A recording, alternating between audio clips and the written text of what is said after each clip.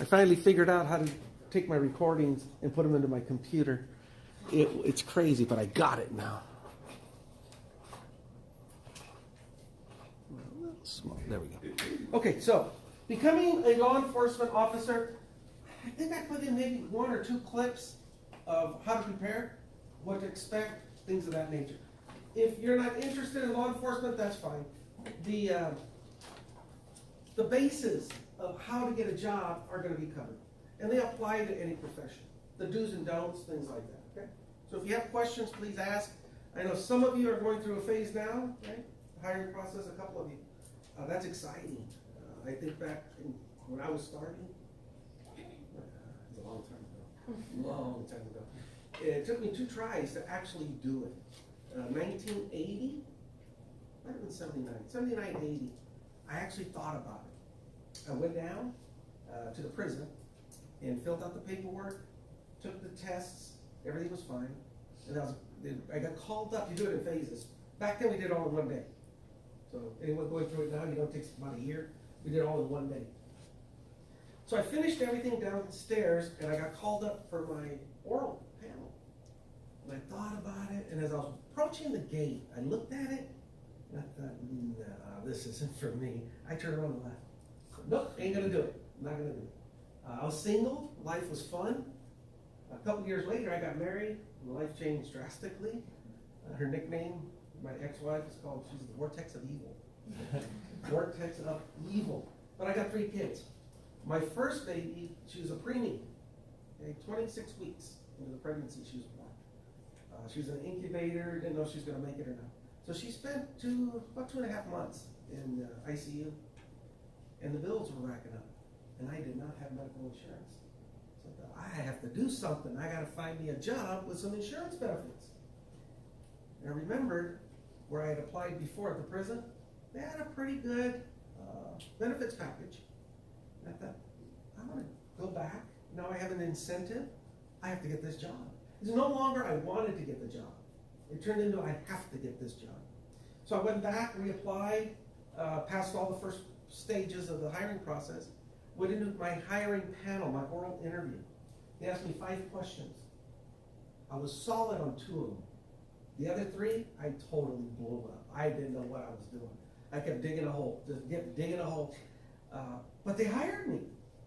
Turns out, the lieutenant, his name's Augie Ramirez, he was on the panel, lived down the street from us, and I was dating his daughter at the time. To this day, I think that's the only reason he put in a good word for me. And it turned out to be pretty good. I never let him down. Well, I take it back. I let him down 1 time. It was about a year into it. I'm just getting off probation, and I was wearing a goatee. Right? At 22 years old, thought I was all that, wearing a goatee. He pulled me to the side. He saw me coming down the corridor. He calls me over. And he goes, the next time I see you, I don't want to see that on your face. And he made it perfectly clear. Yes, sir. And no questions asked. It's gone. I couldn't shave that thing off fast enough. But I learned about being a professional. Even though it was just a goatee, he reminded me I'm not only representing myself, I'm representing him and every other minority. There wasn't many hired back then. Just a handful of us. And I had to represent properly. Okay? Had to put out my best front. I was a good cop, but I didn't look the part. So he reminded me real quick, knock it off. So walk up, be proud, you're wearing a uniform. He's the one that pretty much got me in. So if I screwed up, messed up, it was going to be a reflection of him. Okay, so being a professional, how to get that job. You can't be a professional unless you get the job. Okay? So we're going to talk about a couple things, including how to get the job, which is really, hopefully, why you're here. I never got to go to school to be a law enforcement. It was an option because I had nothing else to do. I stumbled into it. And now I look, when I come to classes and I see so many young, eager people planning on doing what I kind of did by mistake, it really motivates me. I wish I would have had the insight that you have. So it's not to be taken lightly. Will they give credit where credit is due? And I always give the students, you guys, the credit for acknowledging that you know what you want to do with your future. That's wonderful. I wish I had. Didn't know that though. So, these are the chapter objectives for the book. We really don't care about them here. One day I'll delete them, but not today. Today isn't that day. So these are some of the qualities we're looking for in a candidate to become an officer.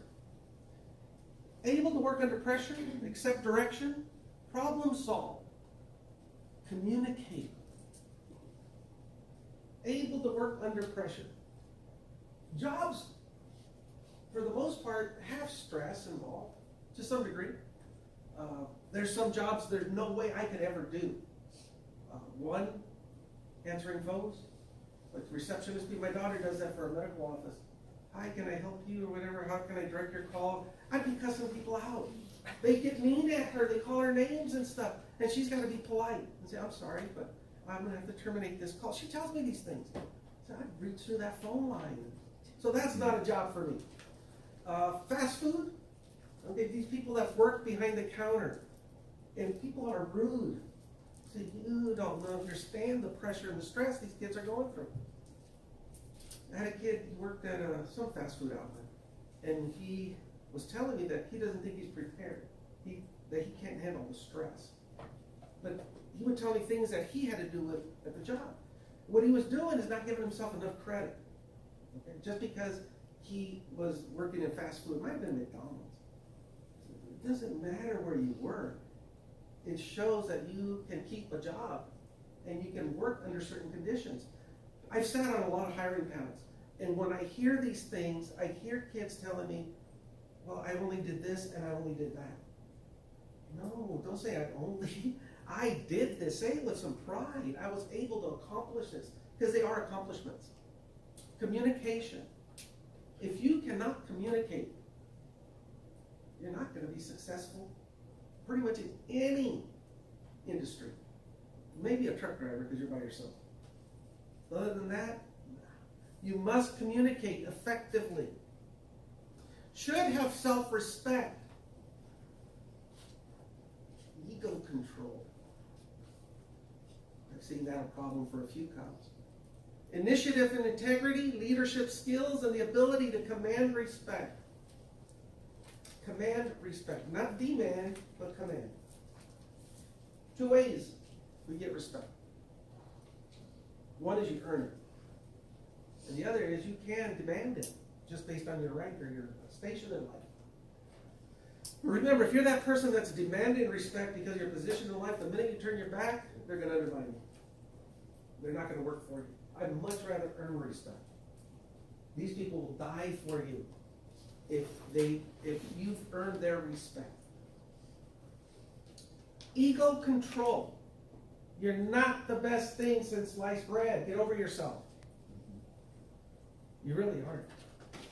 And I don't see that in this class, because I would point you out. But I don't see that. By that I mean that characteristic. I don't see it here. That's good. You should have self-confidence, but not to the point that you're letting your ego control your action. Okay, you need to use good judgment, be considerate, be compassionate, dependable, enthusiastic, ethical, fair, flexible, honest, humble. Look at all those adjectives. Isn't that beautiful? Prompt. There's a good one. Prompt. That's a problem for some people. Observant, logical, sensitive. This is what it takes to be a cop. You never know what you're going to deal with. 1 minute you can be apprehending a violent felon, fighting for your life. The next minute you're holding a mother and a child to deal with something traumatic. It's tough. It's a really, really difficult job, but it's a rewarding one.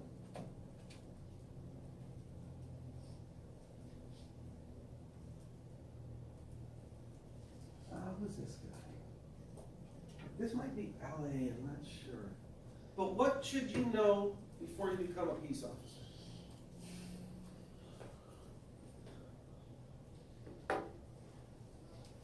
Things that you have to be 21. You don't have to be a citizen. You can actually be in the process of becoming a citizen, but you have to be 21 by the time you graduate. That's number one. But what I always tell everybody, particularly those that are in like high school, I go, look, if you're thinking about being a cop, you have to ask yourself if that's really what you want to do. A lot of people come on the job thinking, hey, it's a good job. You get all this vacation and I get all these benefits. Well, it's not like working for a company necessarily. It's a totally different job. You have to understand that it's a community job. Are you a person that wants to work in the community and you want to be able to help the community? Then that's a start. But you also have to have a relatively crime-free background. The police department does a very thorough background check on you once you apply. You pass the initial test. There's actually several steps in order to get there, and one of them is just passing the initial test. But there's a background test, there's a physical test, there's a mental test, and the background test is probably the toughest one for people to pass because we're people, and people make mistakes sometimes. And if you tell your background investigator, hey, you know what, when I was 15, yeah, you know what, I got in trouble, I did this and this and this. That's cool because you told your background investigator. If you did not tell your investigator and you wrote on your background sheet, no, I've never been in trouble with the police, never been in trouble with my school, never been fired from my job, and they find out that on your application, because they're going to ask everybody, they're going to go and, we have the resources to not only call people, but to look up your records, say, hey, what about this? Oh, yeah, well, I guess I forgot about that. You know what they'll tell you? Bye. Our ratio of getting hired is about 1 applicant will get hired to 1,000 people who will try to sign up. So 1 to 1,000. So you can imagine that.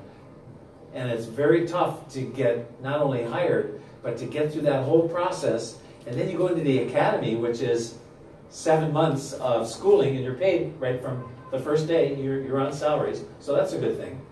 But it's a very tough process for a lot of people because that 7 months is not only physically, but it's mentally challenging. They put you to the test. They're going to work you because they want to see if you're cut out to be a cop, because it's not for everybody. And then after you're done with that, you go into probation for a year. So you'll be assigned what we call a P1, a police officer 1. And you're going to go to a station and you're going to work with seasoned people like me, P3s, where we're going to go out into the field and we're going to go on radio calls and we're going to help people and we're going to do things for people. And I will, as a training officer, I'm going to rate you every day on things that you do. Are you able to handle the equipment? Are you able to have safe tactics? What are you doing when we're working with the public? All those things you get rated on every day for a year. You don't pass that, we tell you, thank you very much, goodbye. Our ratio for passing is pretty good. We pass, I would say the majority of people pass. The ones that don't pass are the ones that either say, it's not for me, or it's clearly not for them. And some of the people that it's clearly not for, it's quite obvious right from the beginning, and we actually take them aside and go, hey look, you know what? I totally understand you maybe want to be a police officer, but maybe it's not the job that you think it is. Maybe you should really reevaluate where you are.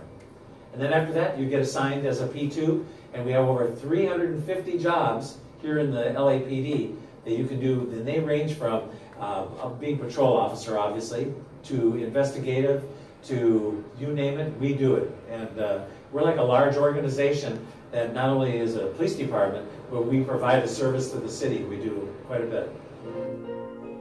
Thank you for watching A Wise Way. Subscribe to stay updated. Share to pass. Okay. So some words of wisdom from LAPD. It's a good job. Something that if you're interested in staying locally, you can apply at a local PD. Their hiring process, it doesn't tell you, but you do have to go through a PCA 32 certified academy. One is you go down and get the job, they sponsor you and send you to an academy. That happens, but not often. Most often, students self-sponsor. They go down, apply, they do the background, just like you would if you were there being sponsored. but you pay for the academy on your own, out of pocket. Get your certificate, now you're PCA 32 certified, you've gone through the academy, you can go and apply at any California PD. Okay, get your own job. Either way works. Sheriffs is a little different. They will take self-sponsored, but they usually try to get you to work in their jails first. They'll hire correction or detention officers, they call them. And that's to work the jails. You don't make as much as a deputy, but it's still a pretty good salary. You do a couple of years there, then you can apply to become a deputy. The county will send you to get your 832, and you can go drive around in a cruiser and serve your county that way. Remember the sheriff's departments, they have a variety of positions for you. Most have a position that can meet your goal. I had a couple kids, they like to climb mountains. They're these outdoorsy type of people. They got a job with Tulare County Sheriff's Department, and they got stationed or posted working near the Department of Forestry, CDF. And they would go out on calls with these people, because there's always incidents out in the mountain area. A couple other kids wanted to work in rivers and lakes. So it took them a little while, but they did finally get a job pulling, I forget the Pine, I think it's Pine Crest or Pine something lake. So they go out, not all day, but they check out a boat. They go up there for a couple hours, cruise around, make sure everybody's doing what they're supposed to be doing, load up their boat, go to another lake. And they would just go from lake to lake to lake. That was their jobs. Not bad. Out here in the desert, you get these people that love to go to the sand dunes. They put sheriff's deputies on those little sand buggies, if that's your thing. You could be actually getting paid to drive a sand buggy in the sand dune. So they have all kinds of positions.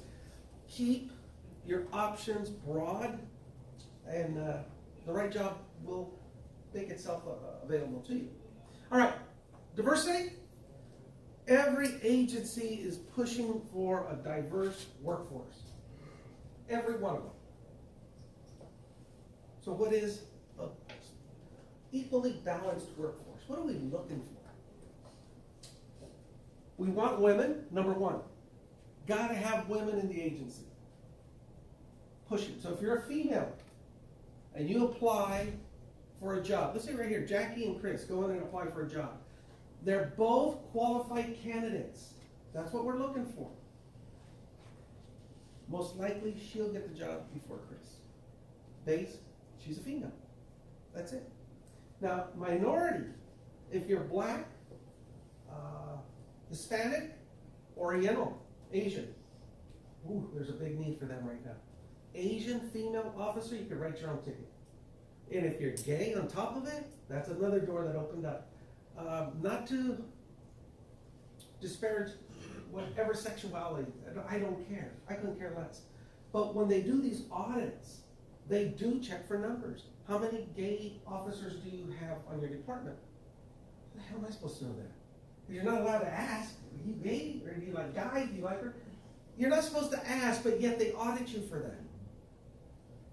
They want to make sure that if you're a gay person, you're not being discriminated against, period.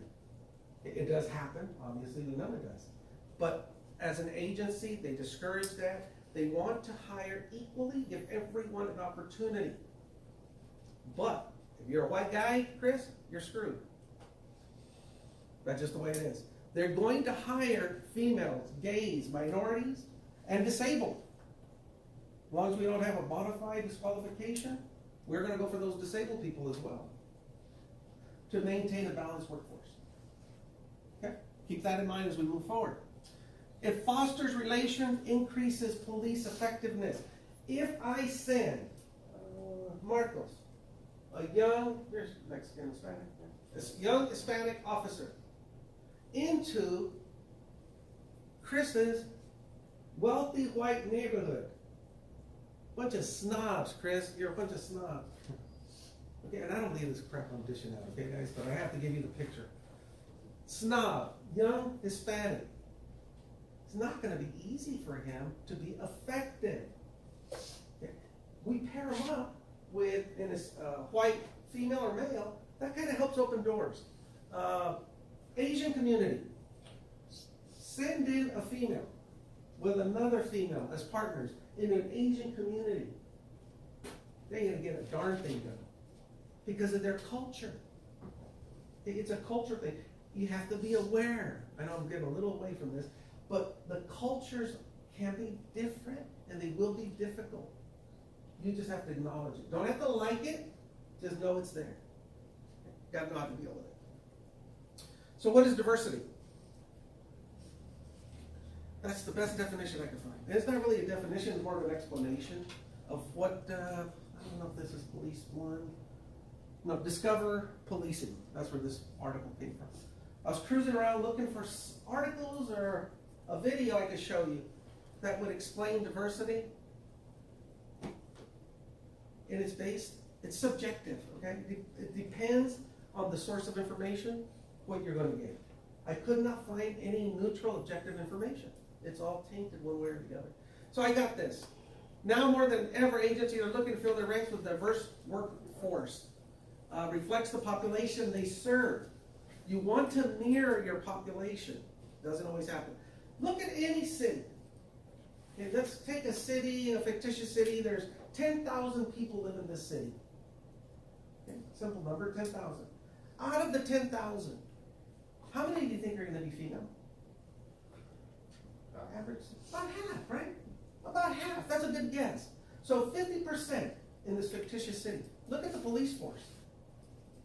I'll put money, there's not a single one that has half of its force female.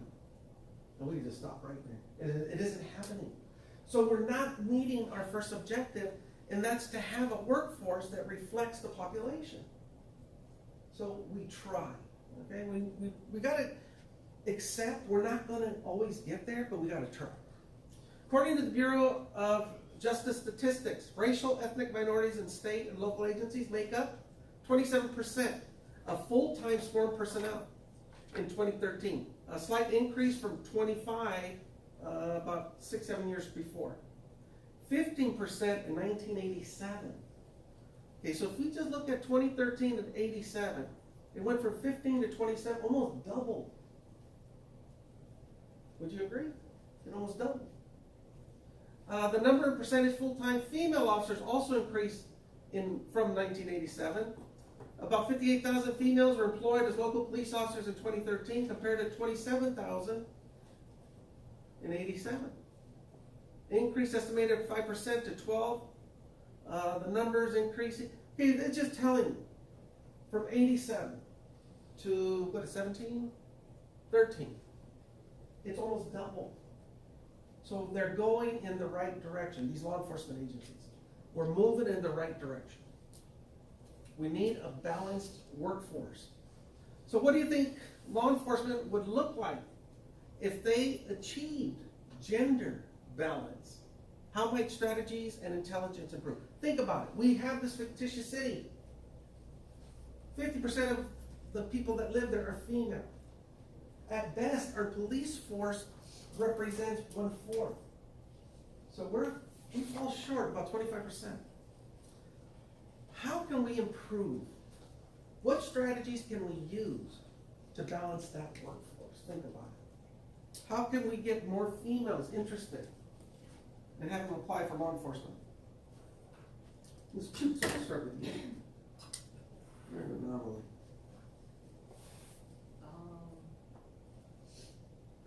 I don't know if this is right, but What you got? I don't know, I guess somehow try to find a way to make us feel more welcome working with a bunch of men. Sometimes, we don't always feel welcome working with a bunch of men. What? Sometimes. We're not welcoming? Oh, some of you guys aren't. No, we're to be not. No, honest. we're not. Good. Yeah, no, that's a really good point. And I can only speak from personal experience. And when I saw the first females coming into work, I thought the world had ended. I did. I said, what the heck? How are we ever going to do anything now? We lost our boys' club. And it was strictly 100% male inside the prison walls. Females could work, but they had to go to the control booths and the gun towers. That was it. No contact with male population. That changed about 84, 85. And I was there. And I did not like it. I didn't know. People, in general, fear the unknown. It's not an excuse, and in no means am I trying to justify my actions. I'm just letting you know that I was opposed. Did not like it until I learned my lesson. Once I learned my lesson, I thought, damn, we need more females. That happened within the year. Within the year. I understood that women, females, much better communicators than male. We don't have to fight every time. That was coming from me, but they would hire me at a max prison because they said I was too violent. I got turned down for a job to have to be level 4 max. Because they said I was violent. And they were right. I was violent, but I was trained that way. You give an order, they refuse, you use force. Until a female officer taught me that, no, you can talk to them. Dang, I really like that. I'll get my butt kicked. You don't win all these fights, but you fight. I can communicate. So now we have females. We want to make them feel welcome. You hit it right on the nose. It was a boys' club in the officer station. Now, I'm telling you, this happened. We had Penthouse, Playboy, pinups everywhere in the officer station. Females start showing up. What do you think they want? Get that garbage off the wall. So, where? Our art? We're protected. We have a constitutional right. We have freedoms. And we really resisted. The next thing was the language. Somebody filed a complaint. I never really had vulgar language per se, but there were officers out there. Every other word was F this, F that, F this. That's just how they spoke. But women, these women took offense. So we had training that said we couldn't speak that way anymore. That was sexually harassing. That hit pretty hard too. What do you mean we can't say this? We were crazy. We were so backwards. And females didn't want to work with us because we weren't welcoming. But we did it intentionally. That was our goal. Until we realized we were wrong. Then it changed. It really did. And it has been, for the most part, a better work environment for female staff. I met my wife in San Quentin. Female. Officer working in San Quentin. So I got to talk to her perspective, how other officers talked to her and around her. She never had any problems. So, well, that's nice. The culture changed. The next big step, I don't know if it's up there, it's really not. And that was the gay community. San Quentin is right next door to San Francisco. Huge gay community. So it wasn't that big of a struggle adopting, adapting, accepting gay officers. Where I worked at Sierra Conservation Center was in the mountains. I told you the minority population out of 500 cops was 3. 3 out of 500 were minority. We had a good representation of the gay community there. On my yard, I had 2 gay females, 1 gay officer, and he was dating the gay cook that was working in the kitchen. And I really thought it was going to be a problem because I never worked around that. Turned out they were excellent. There was nothing except their sexual life that differed them from anybody else. They did the job as well as anybody else. They had a great sense of humor. I really got to accept them, and I'll use the word, it's a strong word, but I really loved those guys. And they were so cool to be around. But I've never been around gay people before until I got to Sierra. And now, Tracy, I learned about females, accepting females.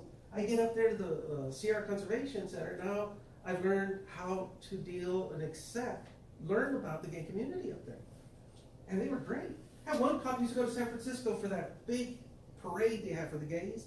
I don't know if you guys know that big parade that's Pride? Is that what it is? It's huge. Now this is back in the 80s still. And he'd come back with all the pictures.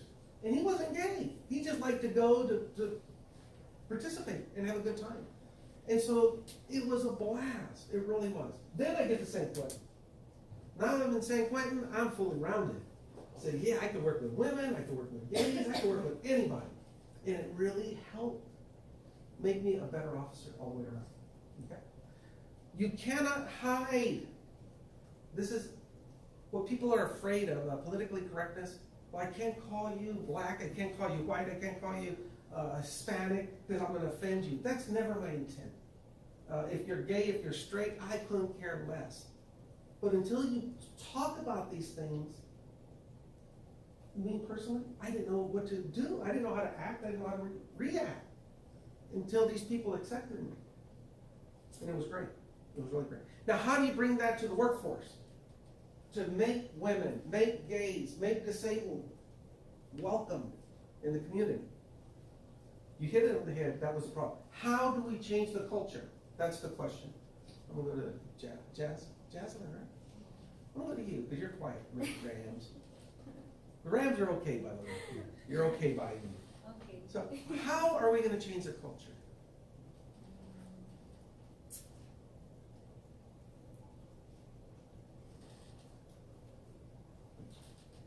Everybody, think about it because we know it's got to be changed. The mentality. How do we change the mentality? That's the big part, is how.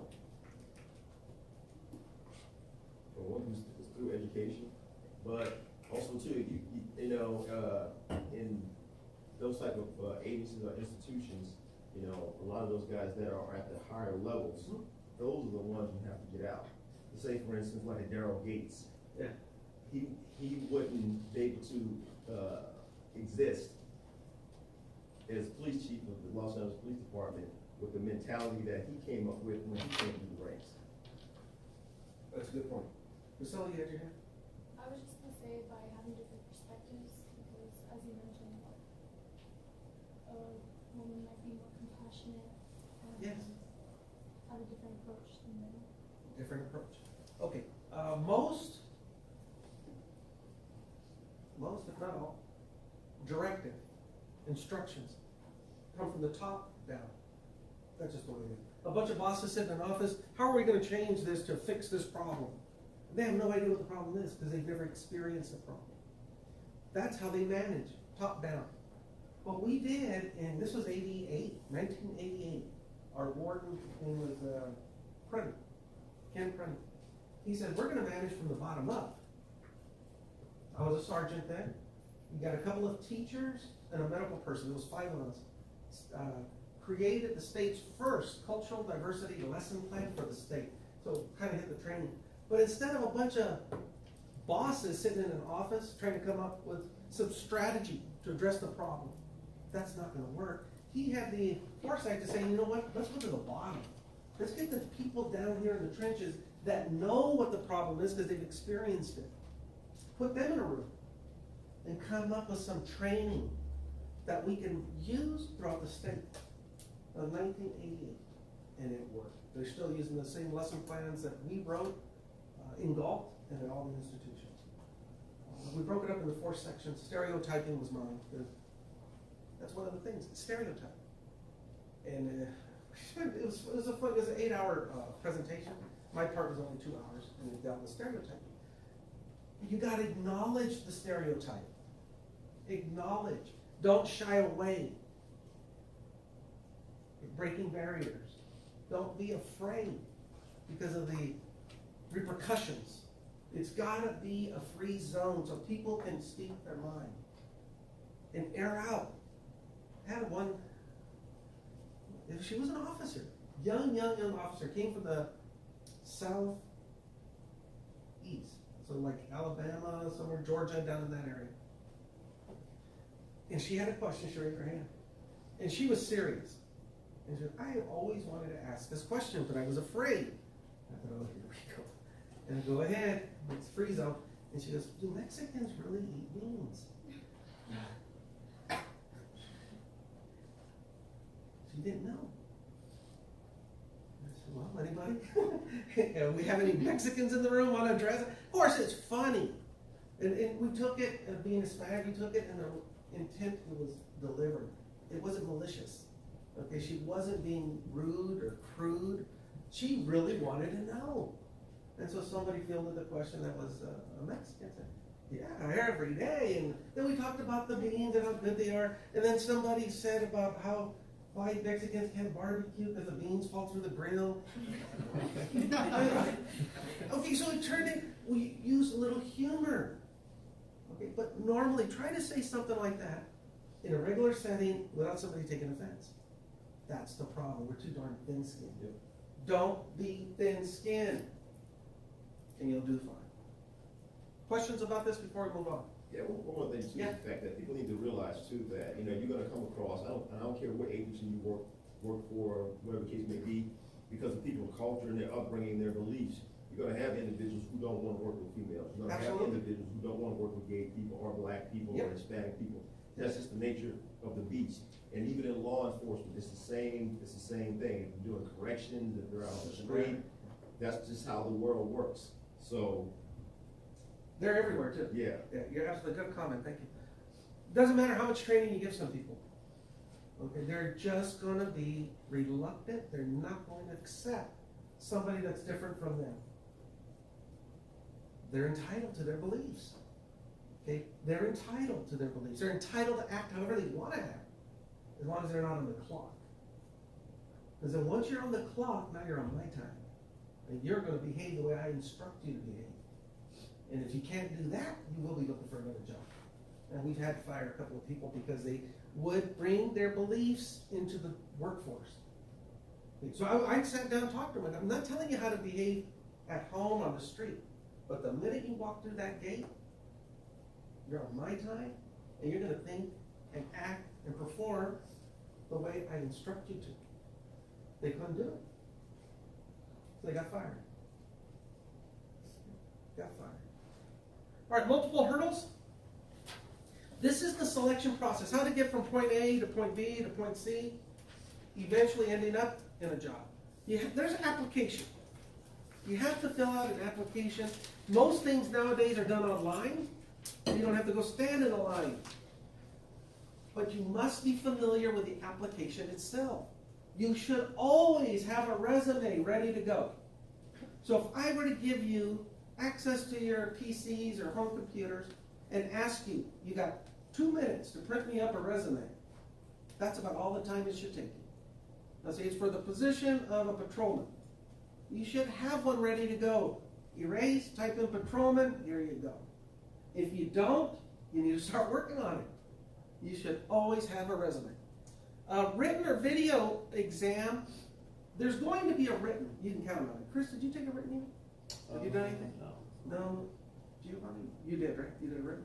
And Tyler, are you going through a process right now? Not yet. Not yet. I had a couple other guys that were going through. They already did their written. They want to get an idea of your writing skills. And that's the problem I'm having with my 105 class. You have to know how to read and write. Not compose complicated essays, but a simple, generic report. Okay, so you're going to be tested. Basic grammar, sentence structure. Physical fitness test. Get ready, every one of you. You're going to have to pass a physical fitness. We're going to have that tomorrow at the event. We're going to have an obstacle course, I think, set up to test physical fitness. A psych exam, and there's different levels of psych exams. Just depends on the agency where you're going, but you will get at least one type. You will have to face a panel. Usually it's a panel of 3. I've seen as little as 2, but at least 3. My interview to come here to teach, I sat before a panel of, it was either 8 or 10. And it was a tiny room, and I had to present a lesson and write on the board, and most of the time, excuse me, stepping on people's feet. A little overboard, a little overkill. Most is at least 3. They're going to ask some simple questions, and I do have a video that we'll get to that talks about the oral interview itself. Background? Best piece of advice, get rid of all your social media. There it is. Seconded. Get rid of it. Not, well, my friends are this and my friends are that. Get rid of it. Don't take any chances. Keep it if your job's not that important. If you really don't care about getting a job, keep it. But if you're serious, get rid of it. All of it. The Instagrams and all that other stuff. This checks and whatever the heck you got, get rid of it. Medical. It's a simple medical. They're just checking for like asthma is the main one, I think. Asthma that you can breathe. You're not going to die on it. Heart. They do some kind of a stress test. It's a basic urinate. You have to pee for them. I can't even remember what else. But it's a simple medical exam. Are the requirements for becoming a police officer, are they appropriate? Are the requirements appropriate? And what would you add? And I'm going to add, what would you take away from this list? Are these okay? Yeah. Let's start there. I got one yes. Who takes offense to any of these? Really? Come on. Nobody? You don't, so nobody objects to be putting on a lie detector? Yeah, that's what I was gonna say, cause Yeah, like, you were. they can't use that in court, but yet you can't. Thank you. That's the argument I'm looking for. Why are we testing this? You can admit it's not reliable, doesn't stand up to scrutiny, not admissible in court, but yet my job depends on it. You should be offended by that. Okay? And now they've even had the stress where they put the belt around your waist. Yeah. Oh, they've gone way much higher than just a simple lie detector. So everybody's okay with everything, maybe just the lie detector part, right?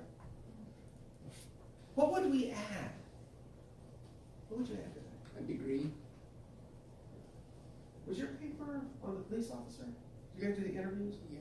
Okay, you asked your person if they thought a degree should be required, I think, something like that? Yeah, that Okay. could be education. What did your guy say? Mine said that he thinks at least an AA. At least an AA. You remember what yours said? Mine said that it's not required, but it definitely helps It would help. with critical thinking. Did anybody skills. get somebody who said absolutely we should have management? Yeah, the probation officer that I talked to, she said that a bachelor's degree minimum, Minimum. because it shows, it's like the way she phrased it when I talked to her was like along the lines of, going that much further. Yeah. As far as the job itself and being professional and just all that stuff. So that's what she said. I would agree with her. Yeah. The investigator I talked to was actually the complete opposite, because he was straight out of high school. He had a construction job. He had absolutely no idea what he wanted to do, so he went to the military. So if you're not gonna have like a degree or anything like that, I feel like the requirement would be like military experience or something. That's what he did, and then when he got out, he applied for LA, and he actually thrived in LA, and then now he ranked up in Emmett, and then he went to detective, then investigator, so Okay. works out for some people. If you want to work for the feds, okay, the federal government, they have their own prisons as well. I'm not talking just FBI, but they have it for federal corrections. If you want to work for the minimum 4-year degree, minimum. If you're military, that counts 2 years. So if you have 2-year degree and a military vet, you're in. And there's some other combinations they can use too. I like that. I like what the feds are doing. A lot of things the feds do I don't agree with, but I do like that one. Combination of. I found from experience hiring people, the people that do the best are the military. I'll hire military over anybody because they're already disciplined. I don't have to worry about it. They know how to take orders. I like military. The next category I'm looking at is the college degree. I don't care what it's in, but as long as you have a degree. The reason I like it is because it shows commitment, that you're going to stick to something. You're not going to hire you, spend thousands of dollars in training you, and then a year later you're gone. So that's the only reason I really prefer the degree is the commitment. Then everybody else kind of falls into the same category. Okay. Yeah, I like that idea. We should add a college degree. So, Think about that too, on that list too. What do you think about them adding as far as financial? that's done through the background. Okay, It is. I did a lot of backgrounds as well to clear people for PCA 32 and just for the hiring process. One of the things you should be aware of, thank you for mentioning, they're gonna check your credit. I had a couple candidates that I cleared, and I thought they'd be good, it was for Delano Corrections, and their credit scores were a little low. Even though I recommended them for hire, the mayor and the city council said no, they didn't want them, because they were a financial risk. So I sat down with them after the fact, and they said, if they're not financially sound, they're susceptible to take bribes, and they've shown, just by their credit management, that they're not dependable, they don't make good decisions. So whatever your credit scores are now, you should know that. If you have a good credit score, make it better. If you don't have any, because I had a couple people, they didn't have any credit, they never applied for anything. So you need to have some. Because that's another reason you'll get shot down. 0, you never took out any credit, I don't want you. That's some of the things you're not gonna hear about, but does come out during the background investigation. Bonafide occupational qualification.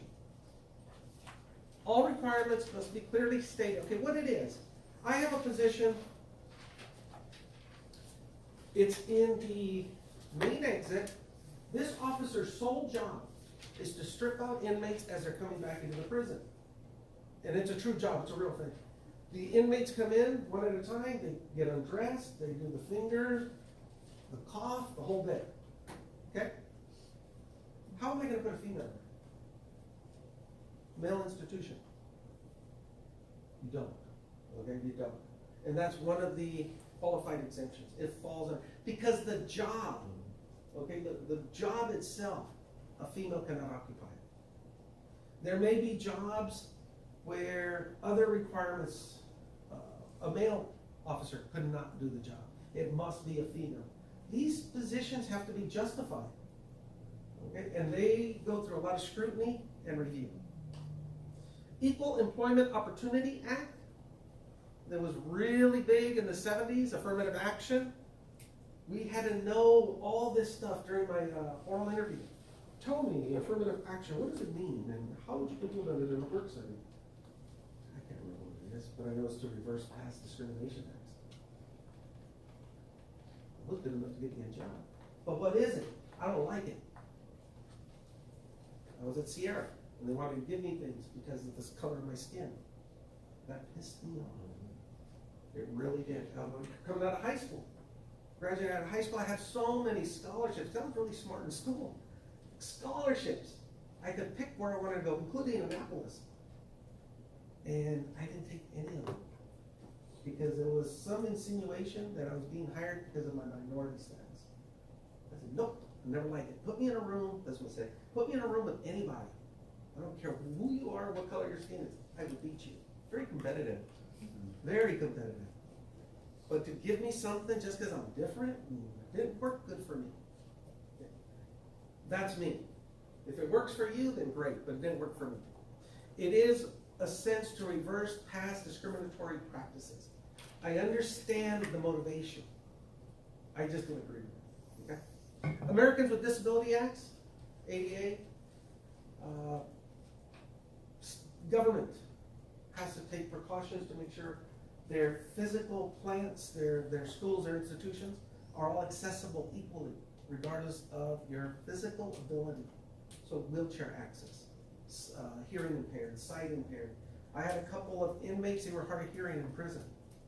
We called for chow in the morning. We announced it over the speakers. These inmates couldn't hear the announcement.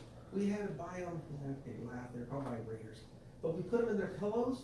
Okay, they're little shakers, as I think, they're shakers. So when we sound the alarm, the shakers would go off.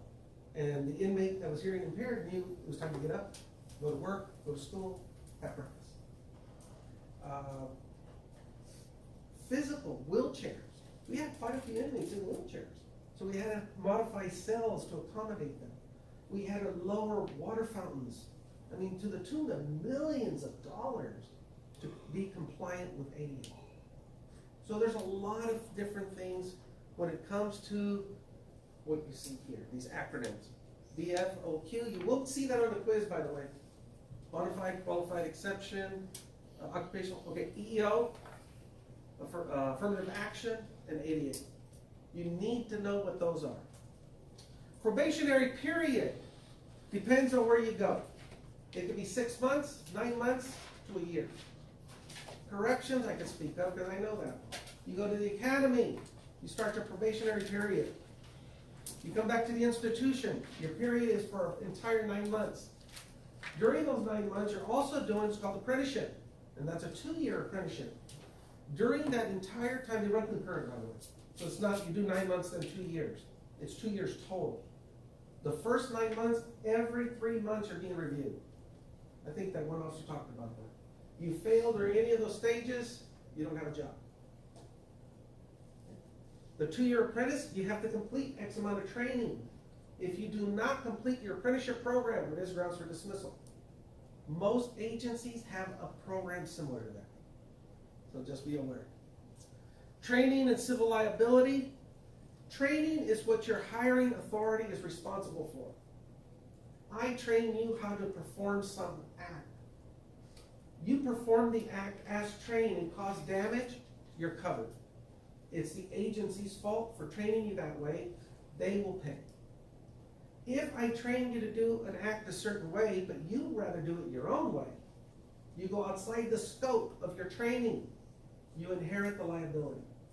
Now it comes out of your pocket and not your employer. Yes, I heard something on the radio too, just a couple of weeks ago. I think it was with the Los Angeles Sheriff Department. I think the process now is, it used to be 13 months, 13? but now it's like 90 days. Wow. Because they had so many openings and they had, they needed officers, so now they cut it down from 13 months to 90 days. So, And that's the probationary period? yeah, Okay. go through the entire process, background, all that, they said it's 90 days now, no longer 13 months. Things change depending on the need of the hiring agency. It just depends.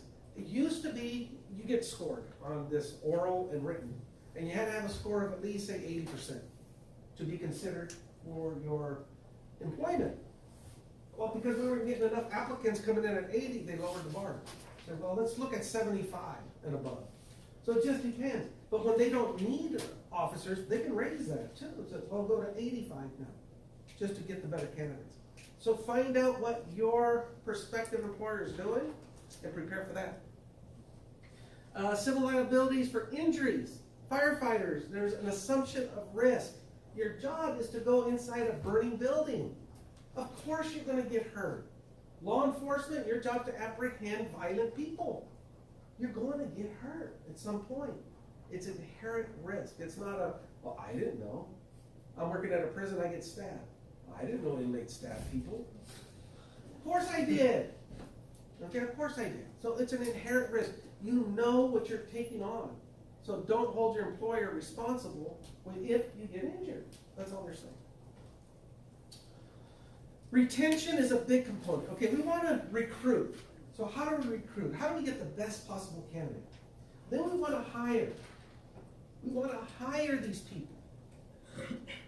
We want to retain the people because it's expensive to hire and recruit. So we want to keep our people.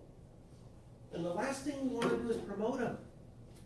Promote these people up and keep the cycle moving. So why officers leave? There's some reasons there.